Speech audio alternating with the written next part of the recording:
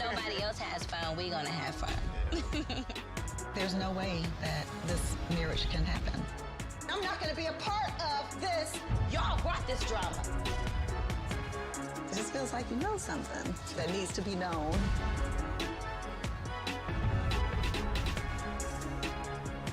Don't embarrass me by making me look like an idiot. I'm not stupid.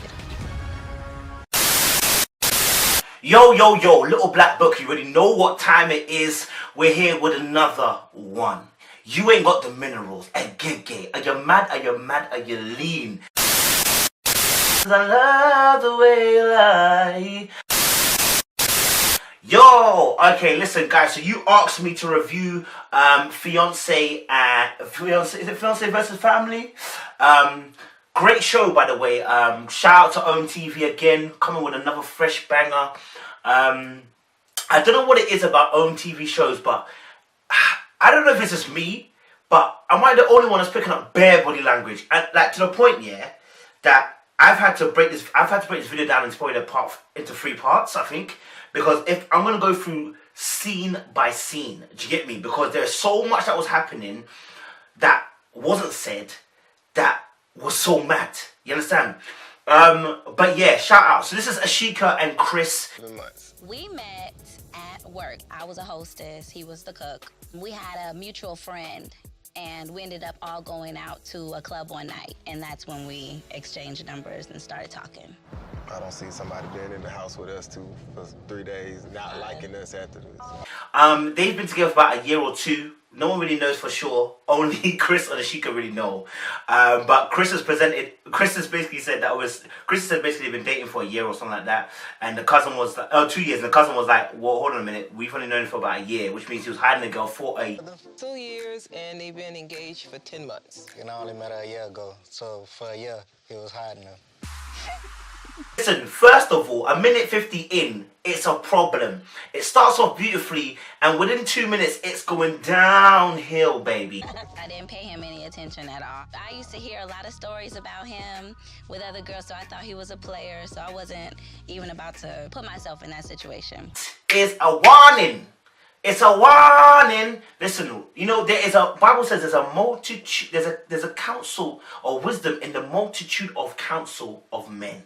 Yeah, meaning that when there are a multitude of people, yeah, who have invested interest in you, yeah, and have a certain wisdom, when they dispose that wisdom to you, yeah, there is a safety in that multitude because they have your best interest at heart and they have wisdom.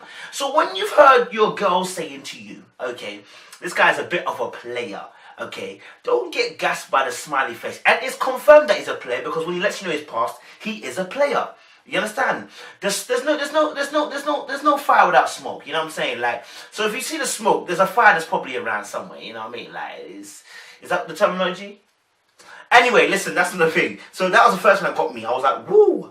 Obviously, loved it in the beginning. They had great intimacy in terms of their body language at the beginning. Congratulate you on your engagement. Thank you. Upcoming wedding. Which is a great contrast to the end, because at the end, you can see that they were separated on the sofa. Then there's not even an issue for me, so I'm stuck listening to it. Okay, but in the beginning, you know, he was playing with her hair, arm around her back. He was very relaxed. She was leaning into his body. Everything was sweet and just calm, looking nice. And then boom, 3 minutes in, we get the madness, okay? And the mum of Chris is talking, saying, you know, something about like she believes that they can work together, I think everything will work out for their best. And I'm also bringing my... And the cousin instantly, his eyes go... So he already knows the deal. The sister's keeping stum. She doesn't reply. Now, normally when somebody makes a statement like that, someone would reply positively. Like, yeah, you know what? I can't wait for them to make it. And do you know what? I can't wait for the marriage. People often make a comment towards what you said. There was no comment made. Everybody was stoned apart from the mum. And it makes sense because the mum actually was given a blessing in the beginning. She said she had no problem with the relationship. She had her own reasons why, but she had no problem with the relationship. She said obviously because, you know, she's seen her son who said that, you know what, this woman's making me change. And that you actually told me that she's the one that can make you a better person. And I'm just going to say this now. No woman makes you change. You decided to change because it was the right time to change. no woman can make you change. Don't get it twisted. She can cause a behavioral change, but not a heart change. In the sense of when I say a heart change, that means a truth has become known to you. You understand? That's why God always says He turns the heart from stone to flesh. When somebody wants to bring a change in their life, the information that they're receiving has to become their truth in order there to be change.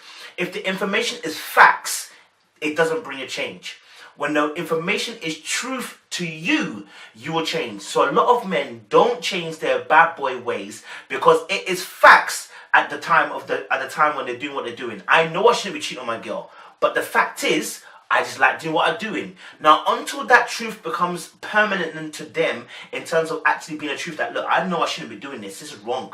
They're not going to change. Do you see it? So change of heart only comes when they accept something as the truth and not a fact. You understand? Cool. So here it is. I want to ask this question as well. Where are the dads in this whole thing? You know, it's quite interesting for me because I saw the women, but I only saw Omar and Edwin on each side. But where were the dads? You see, this is very important because someone like Chris would have been put on heat if the dad wasn't around. I don't know if the dad is past. I don't know if the dad is left. I don't know what the situation is there. But all I know is that if there was a dad involved, he'd have been put on heat. You know what I'm saying? If you haven't watched my video about meeting the parents, listen, go watch my video from about a year or two ago where I did meet the parents. When you meet a parent who genuinely loves their child, a dad especially, they set pace. And a man to man knows, listen, you're not serious. And then your daughter most times will respect it if she respects her dad and if her dad gives good counsel. If you give poor counsel in the sense of you just want no one to date your daughter and no one's good enough for your daughter, then she's likely to rebel. Do you know what I'm saying? Like Sheikah was actually showing signs of rebellion when she was refusing to accept what her mum was actually saying, or her auntie was saying, or what Edwin was saying. And at one point she was swayed enough to actually go and say to my man that yes, let's continue the marriage. We got to get on to that. That's fine, but she can't say anything about anything that I do. But okay. But I'm just saying, at the end of the day. Like, at the end of the day, nobody will understand. Even though 2 days ago before that, she'd been seeing all the madness. Deep it. You understand? It's crazy because as well, my man's got 3 kids. Now, he's only 29. So I worked out the ages. They're 11, 9, and 4. So at 11, he was 18. At 9, he was 20. And at 25, he had his 3rd kid. And, you know, the question is, has he matured through that? Don't get it twisted. When people have kids, they often do mature. But you have to ask that question. Have you matured from your ways? Because at 18, you may have felt like you missed out on life because you've been playing the field a little bit and then got caught. You know what I'm saying? So have you matured from that? And how is he as a father? I want to know that area. Like, is he a good father? You know what I'm saying? Because that's more important to me. Especially if I'm going to be a father, if I'm going to give my daughter away to you. I want to know these type of questions. It was interesting to see Ashika saying, look, I wouldn't, and she actually turned her whole body to tell him this because at that point they were facing Tracy, both facing Tracy. But at this conjuncture, when he was talking about family and family stopping them from getting married, Ashika actually turned and said to him, listen, I wouldn't allow anybody to stop us. Listen, sometimes that's good to have, but in the case where there's wise counsel telling you, and you have a hint that there is infidelity, then you need to be smart about your answers and not just open your mouth and talk. Okay.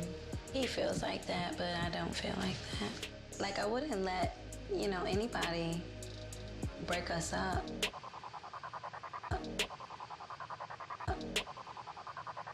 And I feel like Ashika is showing her age. No, that's rude to say that she's showing her age. She's showing a naivety, which doesn't always come with age. Naivety, it comes with a lack of relationship experience. When you've been in several relationships, you begin to become wise. My friend, you see things, you're like, I can't deal with that. Sorry, gotta go. You know what I mean? But she said she turned her whole body to look at him, to let him know, listen, look, you would let people, I wouldn't let people, she wanted to show how serious she was, you know what I'm saying? And it's actually a form of, obviously, as well, intimacy and connection, and to show as well, like, you know what, this thing that I'm talking about, it's real. That's how I feel. You know what I'm saying? That's why I say that eyes are a gateway to the soul. It's like, so when I turn myself to look at you, my eyes are looking at you, you know that I'm talking from my soul, and not just talking from my head. Do you know what I'm saying? You know I'm talking from my heart. Do you see what I'm saying? That's why she turned her whole body to talk to him. Omar's just rude, man. If that's your cousin, one thing I would say as well, your cousin as well, yeah, regardless, so cousin, friend, whatever, men, yeah, we shut down things that are going to hinder our relationship. I don't know if she know what we do, but I think you guys should definitely wait, so I don't agree. I don't. Oh my God. The fact that Chris didn't shut Omar down through the whole episode, okay? He only spoke to him. He didn't shut him down, even though he was spreading the rumors. Because these are rumors, right, Chris? It's a problem. Because if you're spreading rumors about me and you're my boy, you're my family, I'm gonna tell you, listen, you're moving mad. But when I don't tell you that, it's because I don't either one care about the girl, and so it's fun vibes, so you can do that because I don't care about the girl. Or two, you really feel that confident that whatever anybody says, this girl's wrapped around your finger, you can do what you want.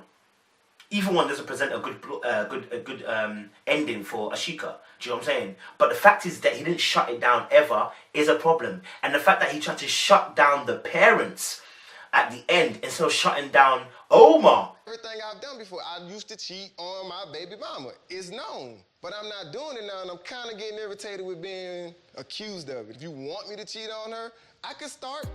Like, notice that he never checked Omar in public. Only when they had a basketball game.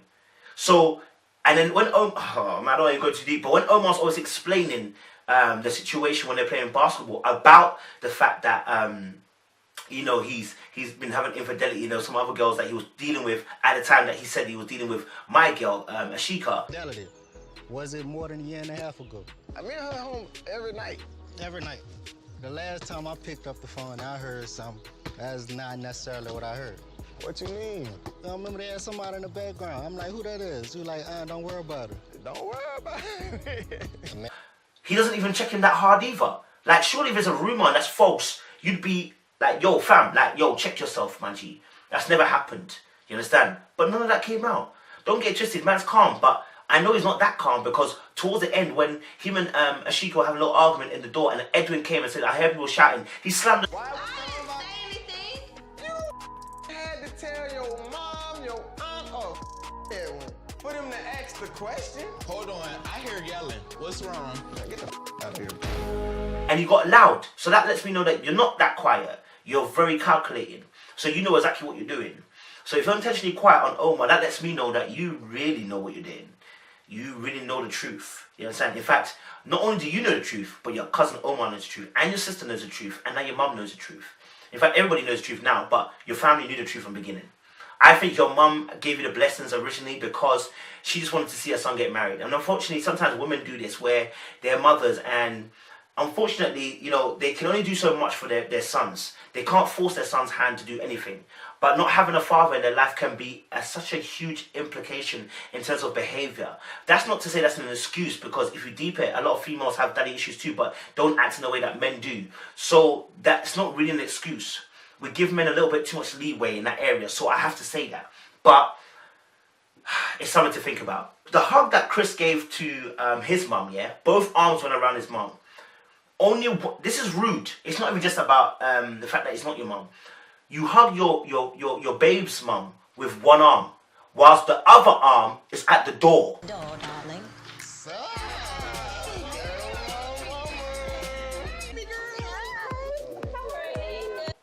That's rude. That's hella rude. I don't know if you guys noticed it. That shows me the level of respect that you give to her mum. Now, I don't equate that to him being on the table later on, that when Ashika accused him of being rude, I don't equate that to that disrespect, because I feel like Ashika's mom should never got involved in that conversation anyway. But for you to put your arm at the door and still hug, your baby's mom, it's rude, and it shows actually a level of disrespect because you didn't do that with your mum. You understand? That means the door's not going to shut by itself, but you intentionally did that to show, and unconsciously maybe you didn't realize, but you're doing that to show that, listen, the care and the level of care you have for her. Do you know what I'm saying? The Omar said as well, I don't know why we're even here at one point. He said, I don't even know why we're here. And that kind of set alarm bells ringing in my head, because that means he knows the truth already. He's like, I don't know why we're here. And he's basically saying, Chris, you know we should be here. You know what I'm saying? Why are we actually here? Because we already know the truth. And his sister knows the truth. And I feel like his sister covered up the eyelash thing. But we'll get into that later on. So if Omar knows the truth, and his sister knows the truth. Chris knows the truth.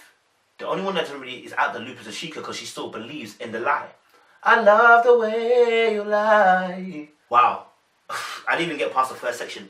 That is the end of part 1. We're going to drop part 2 for you guys in second 2. So, guys, get ready for it. Part 2. Listen, Little Black Book, you already know what time it is. Make sure you like, share, subscribe. Listen, Agege, you ain't got the minerals, baby. What you talking about? My God.